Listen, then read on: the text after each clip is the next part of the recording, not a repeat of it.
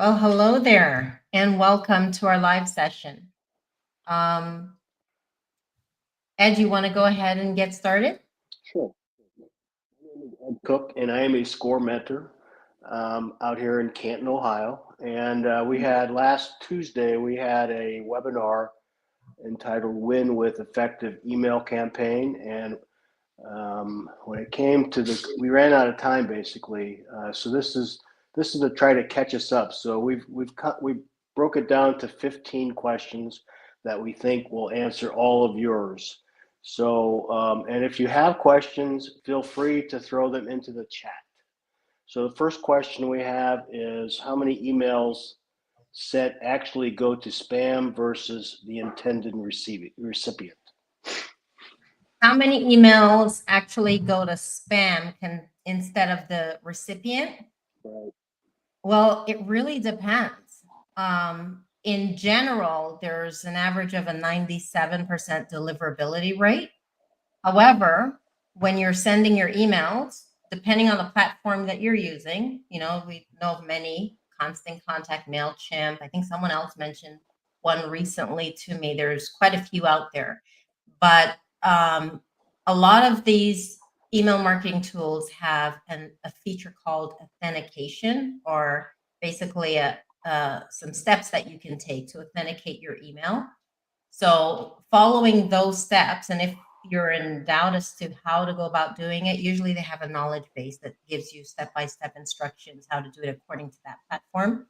But number one, making sure that your email is authenticated. That means that anyone who receives your email, their server or their internet service provider sees that it's coming from who it's saying it's coming for, and it's not from, and it's not phishing email. Aside from that, of course, making sure that you're not using any spam triggering phrases in your subject line and your content. Cool. That was a good question. That was from Karen submitted that question. The next question is from Randy. What is an effective way to get email addresses? Okay, and this is actually a popular question for anyone who is embarking on starting email campaigns in general. There's so many different ways to build an email list. You can build it in person. Like, for example, the software that you're using to send out your emails, there may be an app available which could allow people to easily join your email list. If you have a website, you can add a sign-up form on the website that puts them right into your email platform. And these examples that I'm using is definitely available within Constant Contact, and it may be available in the email marketing tool you're using. How about social media? You can create a post designed to encourage them to join your email list and provide a link to the sign-up form. And then there's also using QR codes. You can program the link to your sign-up form in the QR code, and therefore, if they scan your QR code, whether it's on a brochure or any printed material, even your business cards, it can take them right to the sign-up form to join your email list. Another method that you can consider using is text to join.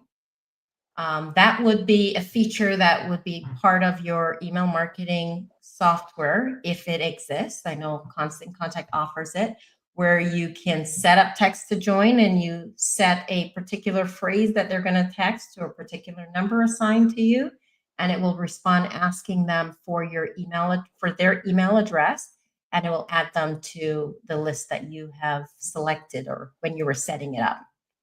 Yeah, So those are some ideas. There's many out there as well. What's that called again? Okay. I'm sorry, say that again, Ed. What's that called again? Oh, for some reason your microphone is not coming across clear. Yeah. Oh, sorry. That's much better. All right. What was that called again? Text to join. The very last one I Text to mentioned. join. Okay. Yes. All right. Thank you. All right. Question number 3 is from Sankadar. How effective is email marketing in business to business B2B businesses? It's very effective. I mean, think of email marketing as relationship marketing. And by the way, if any of you that are listening right now have any questions, feel free to type them into the chat as we're going through these questions. If we see any of your questions, we'll be sure to answer them as well. But back to the question, Ed, how is B2B, how does email marketing help in a case with B2B? Well, like I said, it's relationship marketing. Basically, those customers that you have an interest in what you have to offer. So naturally, if you can provide information of value to them, remember, if you did attend the webinar, I mentioned the importance of thinking of the value that you offer them, what you're able to provide them that can help them. And that's what you decide that should be part of your marketing strategy as far as what you send out in the email. But what we tend to see, whether it's B2B or B2C, with email marketing, because it's got such a high deliverability rate, you see a high conversion as well, as long as it's done the right way. Question number 4 is from Sankandar as well, and I'm sure I'm butchering that name. How do you improve reach and email open rate effectively? Reach and open rate. You know what? Probably open and engagement rate, right? Yeah. Because reach is, go ahead. I'm just reading what I have here. How do you improve reach and email open rate effectively? Yeah. So while you don't control the reach is controlled by your reputable email marketing provider. But when it comes to open rate and engagement rate, open rate, of course, back to the importance of authentication, making sure that you're recognizable in the inbox. So when someone looks at your email, generally when we're going through the inbox, we kind of ask ourselves 2 questions. Who's it from and what's it about? Does your email clearly answers that question? And maybe your subject line, making sure that it's compelling enough to get them to stop and read that email. Now, I think we've all heard of Apple Privacy Mail. It went into effect last year. And usually when it came to looking at the reports and figuring out how many people open your emails, there was a little tiny pixel image that would display in the email. And whenever you display images, it got counted as an open. Well, actually, Apple Privacy Mail does that for you. So this actually throws your reporting off, where when you're looking at it, it may tell you that you had, let's say, 50 opens, but 40 of those people didn't really open the email. This was Apple Privacy Mail that was opening it for them. Granted, not everyone on your list has Apple Privacy Mail, right? So what I'm getting at is you don't want to just focus on the opens, because that can throw the open rate off. You want to focus on open and engagement. So you're looking at clicks. You want to make sure that it's easy for them to convert. So keep your content short and concise, and also use clear call to actions with making it easy for them to click the button to take the action that you desire them to take. I hope that's clear. Okay. From Kimberly. Kimberly is asking, what's the best way to create automated emails? Again, that goes back to the tool that you're using. A lot of them carry a feature where, for one thing, when someone joins your email list, you can set up an automated email to welcome that person. But like, for example, Constant Contact also offers a series of automations that you can send out, and whether it's time-based or it's triggered by an action that they take, these automated emails can be set up well in advance so that they're doing the work for you. Okay. Okay, Lois is asking, is it more effective to send emails or phone calls to potential customers? Are batch emails effective? Let me think about that for a second. Now, imagine if you have a list of 1,000 people. Mm, I can't imagine how long it will take me to call each of those individuals when an email goes out as a one-to-one communication to each one of them. The only time I invest is creating the email. So I would say that you save a whole lot more time with email marketing over the phone calls. Of course, I love the personal touch, but every tool has its benefits, right? Right, So right. naturally, if you're going to use email marketing, you're going to save a lot of time and get the desired results that you're looking for. Okay, thank you, Karen. Okay, this is Canapathy. This is from Canapathy. What is the recommended interval between first email to second email? Good question. Absolutely. I think that's a good question as well. The difference between the first email and interval, you said? Yeah, if you send a marketing email to your potential customers, how soon should you follow up on that? A week, 2 weeks, a month later? Well, if you're waiting a month, you might get forgotten. Yeah. Um, the initial email that you send really should be the welcome email. But and of course that gets sent out when they join your email list. So if they join the email list towards the end of the month and you've got your monthly email going out the beginning of the month, then the following month they're going to get the email from you. Right. I guess it really depends on the information that you're providing. I know when we were going to start sending emails on a regular basis, we actually asked our customers, we told them what we'll be sending out, and we asked them how often they would like to receive it. And through that survey, the feedback we got was a resounding once a month. Mm. Now, if you think about it, if we were a restaurant sending daily specials, then once a month is not often enough. There are customers that would appreciate that the daily specials. It may not be all my customers, and that's the benefit of segmenting that list. So I guess what I'm saying is it's always best to check with your customers as far as how often they want to receive those emails from you after you share with them what you will be sharing. And also make sure you have the welcome email enabled. So that way, if there's a big gap between when they join your list and when your first email goes out, that within that time frame, they're not forgetting who you are and confusing you with spam email. Okay. That's You know good. what, Ed? Yep. Actually, I do have a demonstration of an email being put together in Constant Contact. Okay. Let's continue to answer these questions, but in the meanwhile, I'll just throw that up on the screen. It doesn't have any audio to it, but we can continue with the questions as that's playing. Okay. Okay, this is from Ruth. This is question number 8.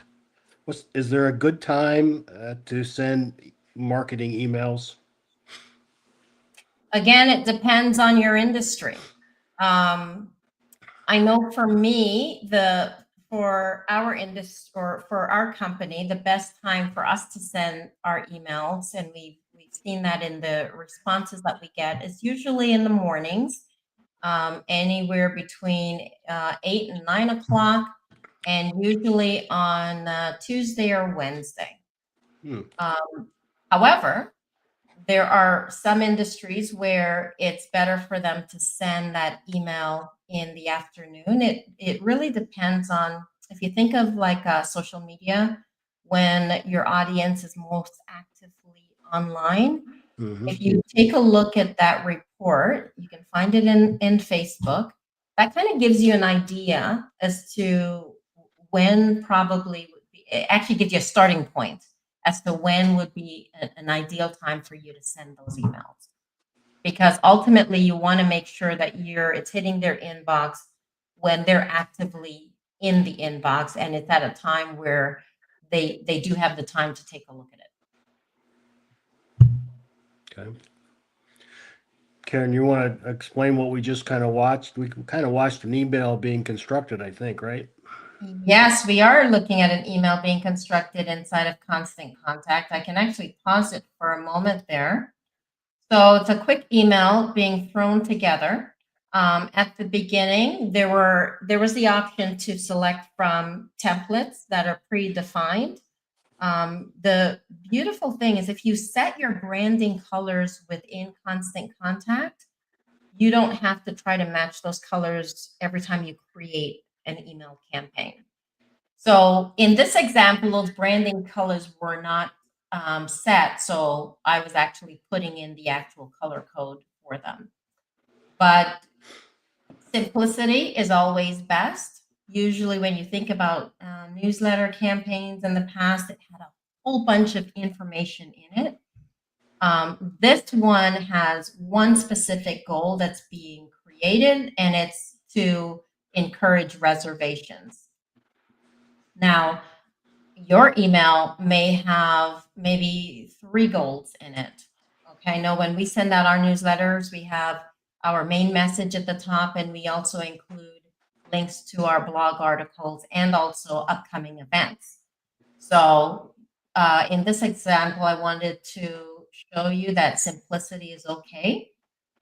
The less options that you give someone in an email, the better the outcome. Yeah. So you'll see that really it's just a matter of drag and drop technology.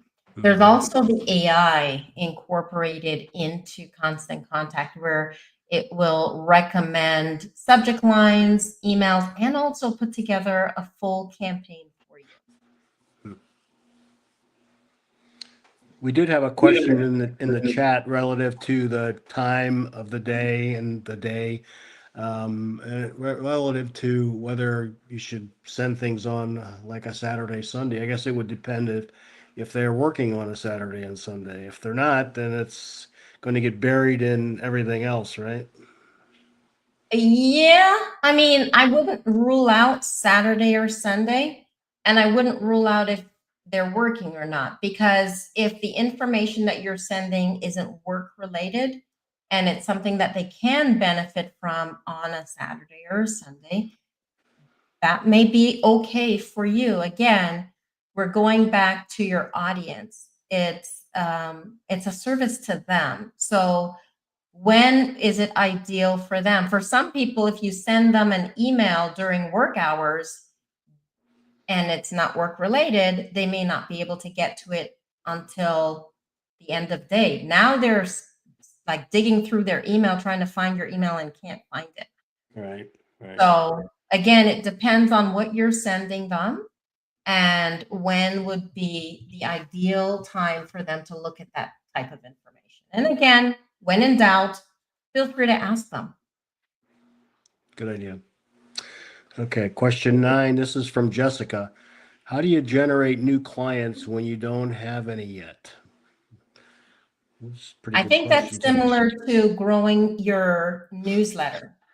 So some of the tips that I mentioned in that, or growing your email list, I should say, some of the tips that I mentioned is the app integration. So you may have existing customers in a database. You can export them.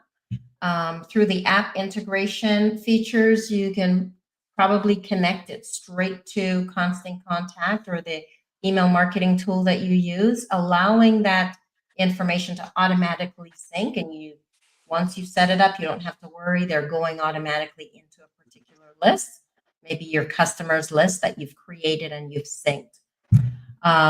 But then there are other ways, QR codes, text to join, the website sign up form, creating a social media campaign, encouraging people to join your email list, just like how you create regular social media posts. you're creating posts that tells them about the benefits of being on your email list. Of course, if there's an opportunity for them to receive exclusive promotions and discounts, you want to mention that. And then provide them with a link to join the email. Keep in mind, since you're posting it on Facebook or any social media platform, there may be the opportunity for you to even go as far as running a local ad. Cool. Okay. Question number 10. This is from Jessica again. What words or phrases will mark it as a spam? Is there anything that'll throw it into that basket? Well, Jessica, some of the things that come to mind instantly is like using the word free, using all uppercase letters. You know, some people think using uppercase, it's a way to emphasize. Well, it's also a really good way to get caught in the spam filter. Um, Using excessive punctuation. And when in doubt, feel free to take a look at your spam box and see what type of emails got caught in there. And of course, don't repeat the mistakes that those senders made. Okay. This is question 11 is from Debbie. Can you review how to self authenticate? It varies from one platform to another, and it really depends on which platform you're using. Generally, that platform would provide a knowledge base with step-by-step instructions on self-authentication. So, for example, with Constant Contact, right in their knowledge base, step-by-step instructions. When you log into the account, if you go into the settings, there's an area to self-authenticate, and you just follow the instructions and complete it. You may have to involve your IT person to help you carry it out completely. But if you need help, feel free to reach out to us. We're more than willing to assist you. Okay. Okay, question 12. What are some marketing tools for email campaigns? That's from Marilyn. I think I had, so, I mean, top of mind, there's Constant Contact, MailChimp, MyEmma, Campaigner, I think. There's lots of different email marketing tools out there. Okay. You can just Google email marketing tools, and you'll come across them on Google. Okay. Let's see, we're up to 13. This is from Michelle. What's the difference between bounce rate and hard/soft bounces? Yes, and definitely whenever you send out your emails, it's very important to make sure that you're cleaning out the bounces. But a soft bounce, think of it as a prospective temporary bounce, where it could be someone that their mailbox is full, or maybe they're on vacation. Mm-hmm. The fact is that when you send, you don't necessarily want to delete those soft bounces off your list, because when you send that email again, it's most likely going to make its way through. Your hard bounce, however, could be that the email is now invalid. Maybe the person was using it before and now they've deleted it, or it's no longer working. Maybe when you sent them an email, there was a technical glitch with their email server and it's not going through. So the fact is that with a hard bounce, generally there's no coming back from that, especially if there's a typo in the email. That could be a hard bounce because it's an invalid email address. So whenever you're going through your reports, if your email marketing tool does provide you with a list of bounces, then take a look at them, and you can either remove them right away, or you can go through them to see if it's a typo. Maybe you follow up with a customer and confirm that that email address is accurate.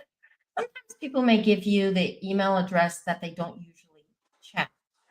their junk email address. So maybe they have a better email address that they would prefer to receive those emails from you. Okay.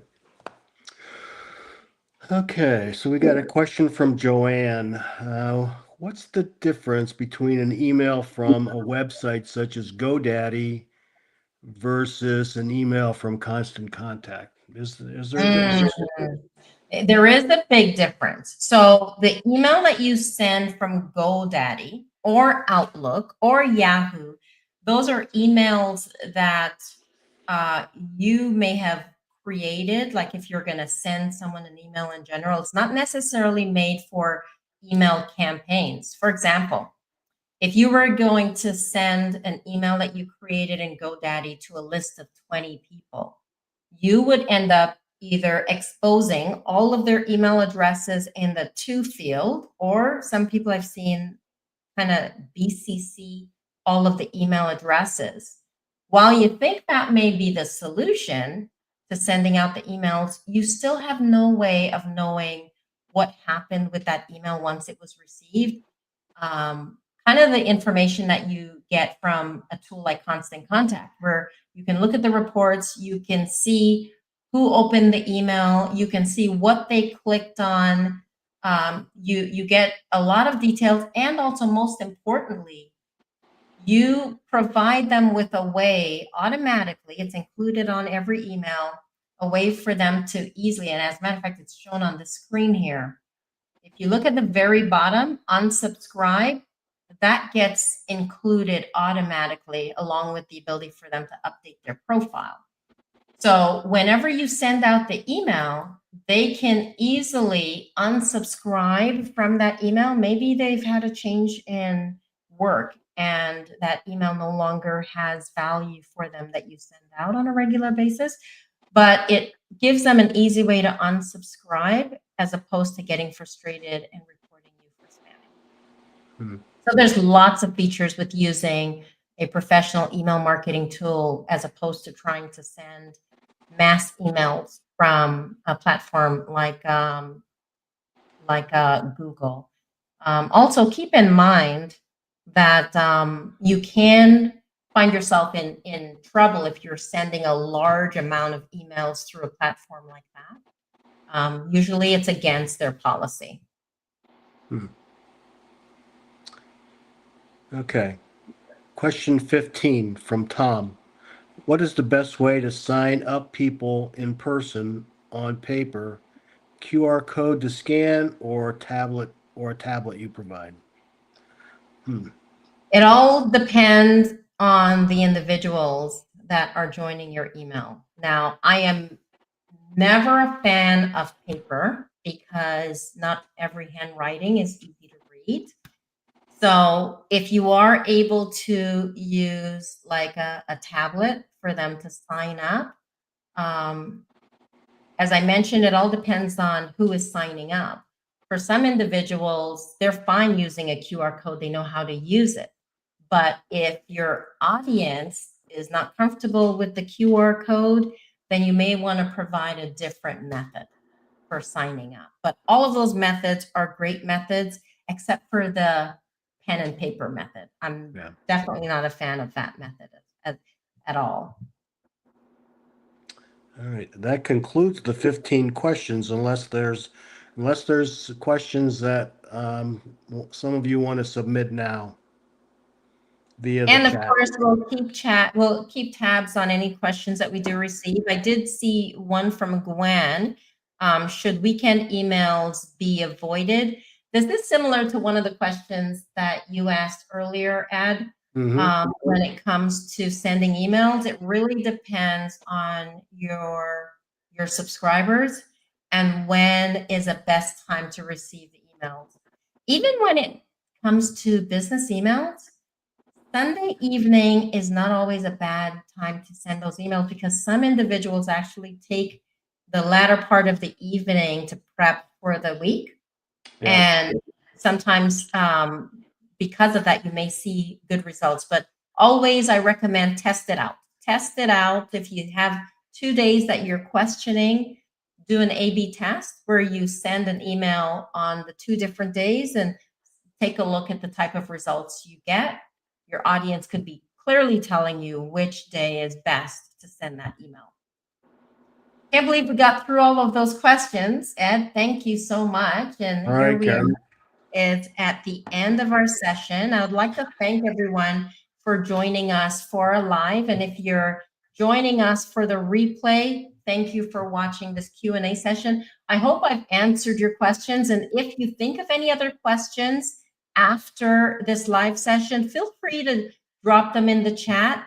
We'll continue to monitor the chat and answer any questions that may come in afterwards.